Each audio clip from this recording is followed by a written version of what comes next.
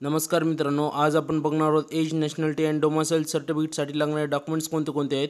संपूर्ण माहिती या व्हिडिओमध्ये आपण बघणार आहोत. तर व्हिडिओ शेवटपर्यंत पहा. चॅनलवर नवीन असाल तर चॅनलला सबस्क्राईब करायला विसरू नका. तर चला व्हिडिओ सुरू करूया. सर्वप्रथम आपल्याला ह्या ठिकाणी ओळखीचा पुरावा. ह्या ठिकाणी आपल्याला 4 डॉक्युमेंट आहेत मित्रांनो महत्त्वाचे. त्यापैकी आपल्याला कोणतेही एक डॉक्युमेंट्स या ठिकाणी द्यायचं आहे.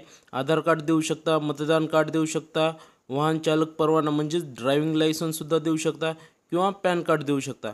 या चारही डॉक्युमेंटपैकी तुम्ही कोणतंही एक डॉक्युमेंट्स या ठिकाणी आपल्याला द्यायचंच आहे ओळखीच्या पुराव्यामध्ये. त्यानंतर पत्त्याचा पुरावा. या ठिकाणी सुद्धा आपल्याला 4 डॉक्युमेंट आहेत. या ठिकाणी आपल्याला कोणतेही एक डॉक्युमेंट द्यायचं आहे. राशन कार्ड देऊ शकता, लाईट बिल देऊ शकता, घरपट्टी पावती देऊ शकता. जर तुम्ही भाडेकरू असाल तर भाडे पावतीसुद्धा या ठिकाणी देऊ शकता. या ठिकाणी 4पैकी कोणतेही आपल्याला एक डॉक्युमेंट द्यायचं आहे. त्यानंतर वयाचा पुरावा.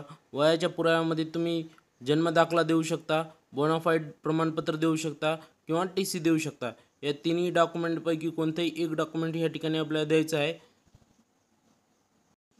त्यानंतर अनिवार्य कागदपत्रे.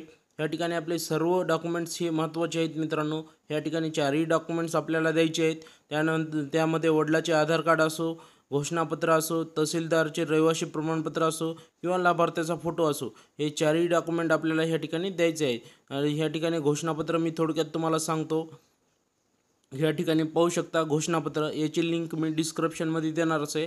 या ठिकाणी तुम्ही स्वतःचं नाव लिहायचं आहे, त्यानंतर वडिलाचं नाव लिहायचं आहे, त्यानंतर वय, त्यानंतर व्यवसायामध्ये विद्यार्थी लिहायचा आहे आणि जो ॲड्रेस असेल तो ॲड्रेस या ठिकाणी आपल्याला टाकून घ्यायचा आहे.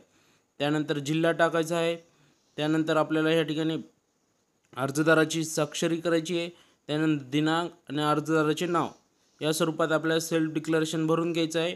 आणि खाली स्क्रोल करतो. या ठिकाणी आपल्याला एक फोटो, पासपोर्ट फोटो चिटकून घ्यायचा आहे. हे सेल्फ डिक्लेरेशन पुढे घोषणापत्रामध्ये अपलोड करायचं आहे. तर धन्यवाद मित्रांनो. व्हिडिओ आवडला असेल तर नक्की सबस्क्राईब करा. जय हिंद, जय महाराष्ट्र.